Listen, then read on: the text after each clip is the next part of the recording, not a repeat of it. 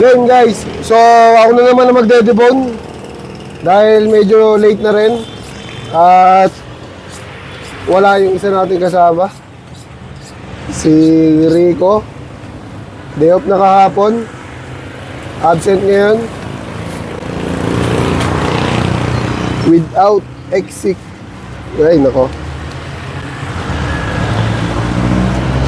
absent without excuse. Nako po.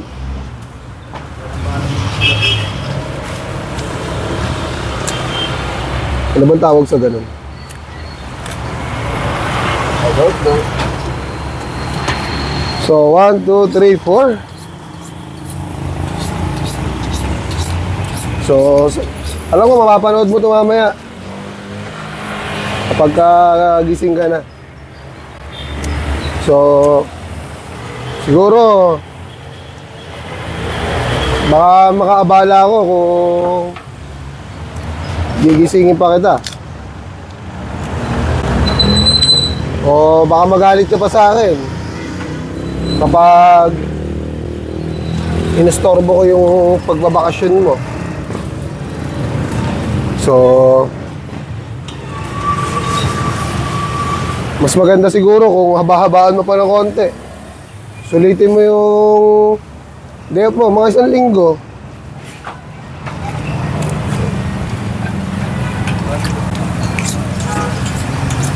Masyado ba ako maluwag? Masyado ba mabait?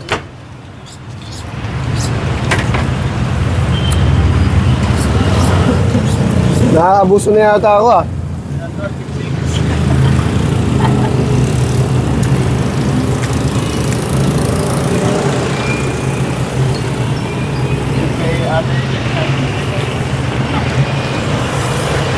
So, Rico, siguro Sabado ka na lang pumasok.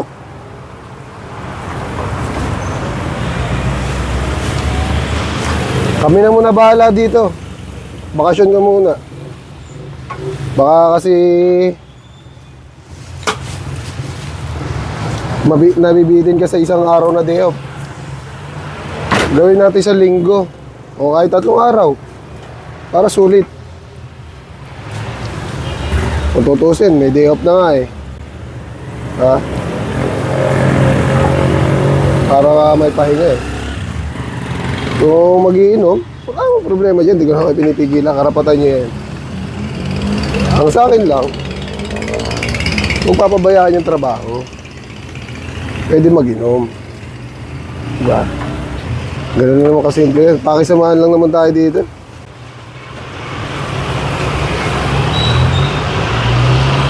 Sana lagi nyo iisipin, may trabaho kayo kinabukasan.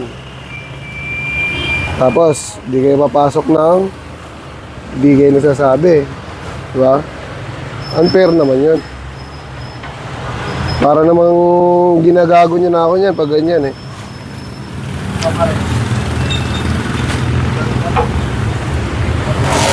Kung ayaw nyo pumasok, walang problema sa akin yun. Sabi ko sa inyo, magsasabi lang kayo kung di nyo talaga kaya. Pero wala eh, ano ba? Mahuhula ba ako? Bakit wala? Bakit ganito? Yan, kung ang nabibitin ka sa isang araw na day off, Sabado. Sabado ka pumasok.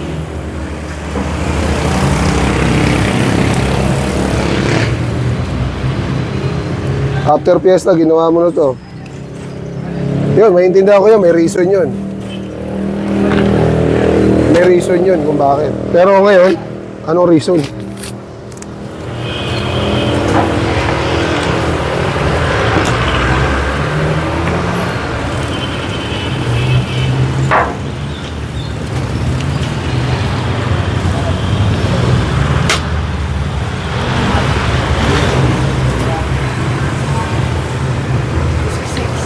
Ay, nako. Pero pag di masyado mabait, naabuso. Peace out. Ganda ng clever natin, no? Panalo. Kahit hindi pa natin masyadong nakahasa to, pero quality. Ganito, tuturuan ko itong kasama ko. Ayan. Ang hiwa ng loin and belly, di ba? Ayan, yung buto na yan. Itatapat mo siya sa loin. Ayan, tapos guguhitan mo. Guhitan mo dito, ito. Ayan, yung bilog na yan. Ayan, guguhitan mo yan. Diretso yan, diretso. Pagdating dito, adjust ka pag ganun, papunta rito sa taas. Hindi diretso pag ganun. Okay? Adjust ka rito, papunta sa taas. Tapos, tatagain natin siya, unang buto, isa lang. Tapos dulo lang ng knife, isa. Kapag siyempre, pag nagpa-practice pa lang tayo, para makuha natin yung diskarte. Okay? Isang buto. Pak. Yan. Pag naputol na natin yung isang buto na yan, magsusunod-sunod na yan. Malambot na yan. Okay? So, dulo lang ulit ng knife, pangalawang buto. Okay. So, pwede na natin pantayin yan. Gagamit na tayo ng konting cutting edge. Okay? So, papantayin na natin yan. Yung taga natin, diretso lang. Pak. Pak. Tapos buto lang yung papatamaan natin.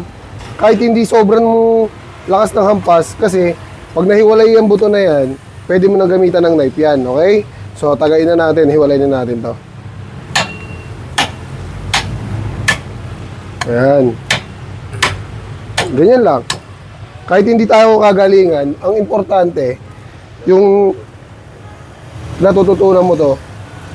Kasi, ada practice mo naman yan, makukuha mo rin yung pinaka-perfect niyan.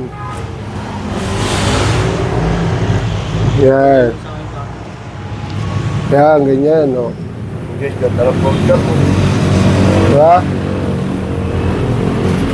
Wet leg. Ganyan lang. Kahit hindi kagalingan, pero importante, makuha mo na maayos. Makukuha mo rin yan soon. Walay natin yung pata slice. Yan.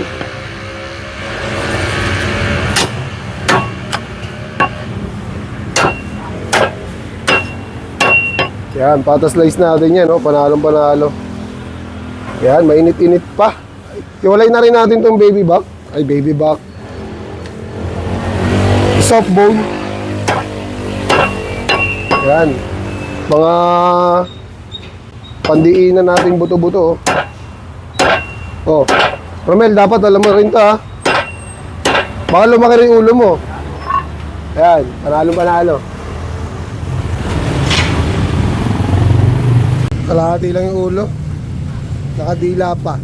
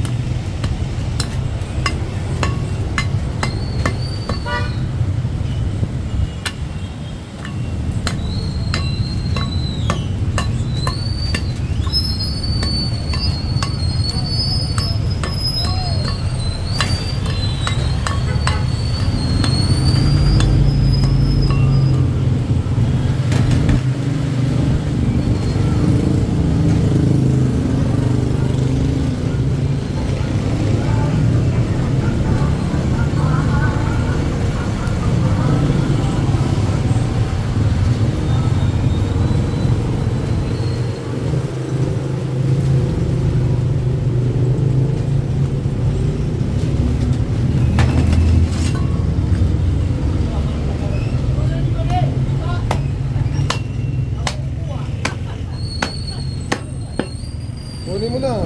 Ako kukuha, baka nakakuha pa na iba. Bigay mo na yung ano. Nasa na ba?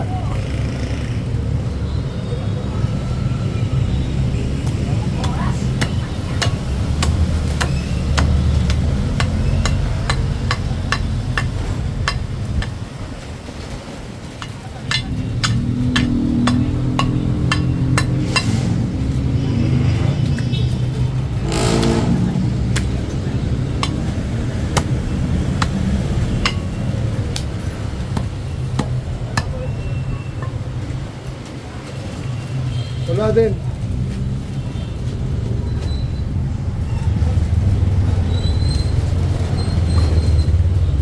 Game. Tingnan natin kung paano magtagana pa display to. Yan. Alright. Okay. Okay. Para makita nilang malaman na malaman yung buto-buto natin. Okay. Very good. Next. Yan. Dito, baliktad. Baliktad. Yan. Dito ako magsimula.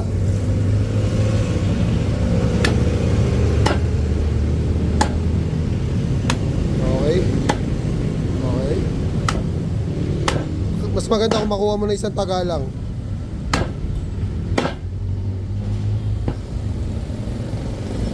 Okay, okay, okay. Magganyan yung kaganda yung buto-buto natin guys. Malaman na malaman, oh. Panalo yan. Kanina pina-slice ko lang to pang display. Ngayon na-order na guys. Panalo yan, oh. Shoutout sa customer natin na nag-order ng pork ribs natin. At syempre ng H-bone natin. So ayan yung H-bone. And pork ribs, chop natin yan. Patamtaman lang.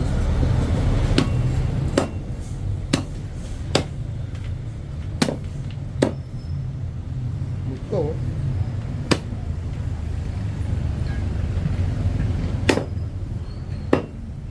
Ayan. Para panalo.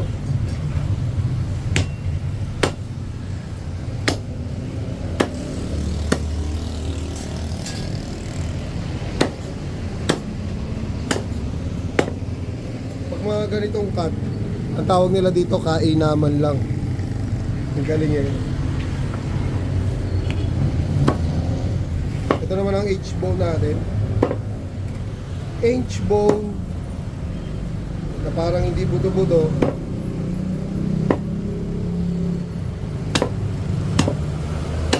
Uy, pasuyo nga ako. Oh, boss. So syempre shoutout kay Donya sa nag-order sa atin ito. Siguradong napakasarap na naman. Tugasan mo.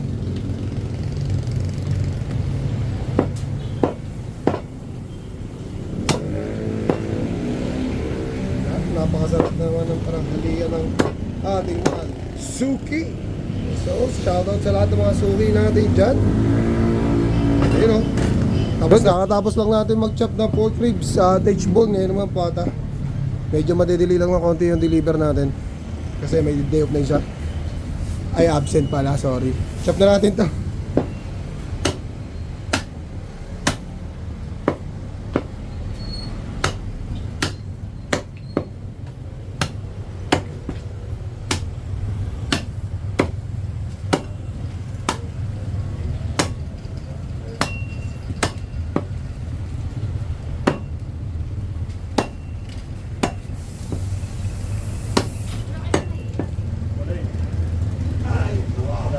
Pahugas nga ako nito. Okay, continue. Yung pa isa nalaglag. Para iluluto na lang ni Sir. Ito si Sir Rob. Shoutout kay Sir Rob.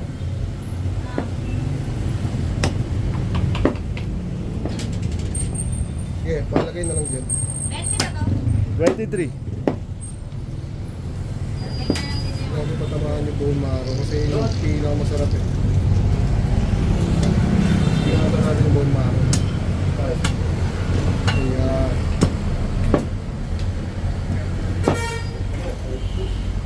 Yun o, bone marrow. Nagpisaw.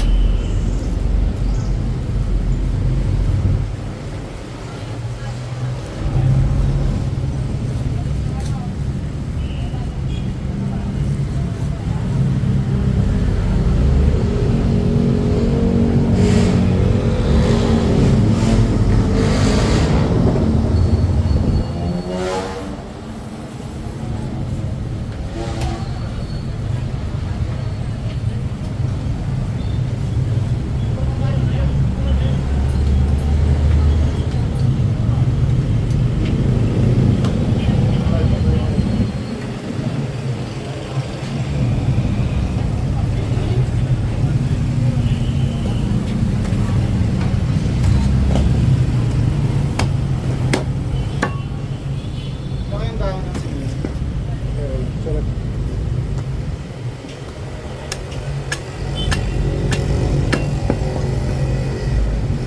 Scout yung malupit ito.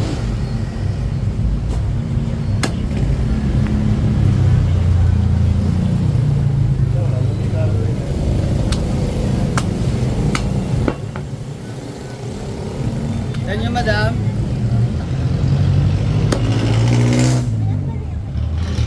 Mahal ko kasi eh. Oo, pala yan.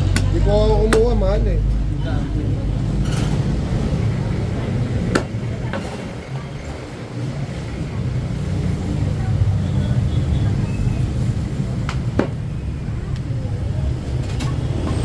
Pork chop slice, 5 pieces. Panoorin mo ako para makita mo.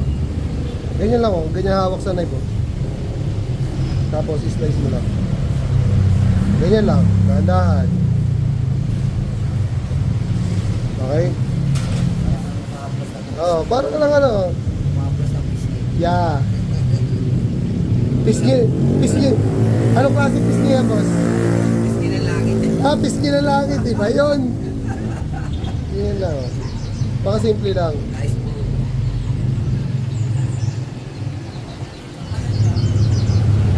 Pag may buto, papantay mo lang yun. Okay? Tapos dito, pantay ulit.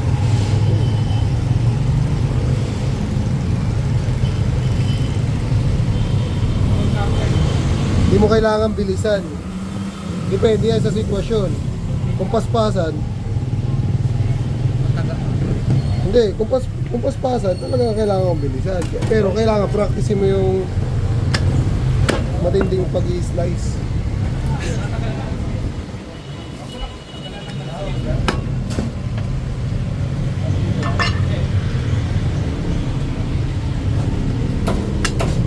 Diba? Dahan-dahan lang pero maayos. Pagka hindi ka nagmamadali, maayos yung pagkaka-slice. Okay? Pero pag na-master mo yan, kahit gaano ka pa kabilis mag-slice, parehas lang yung kakalabasan yan.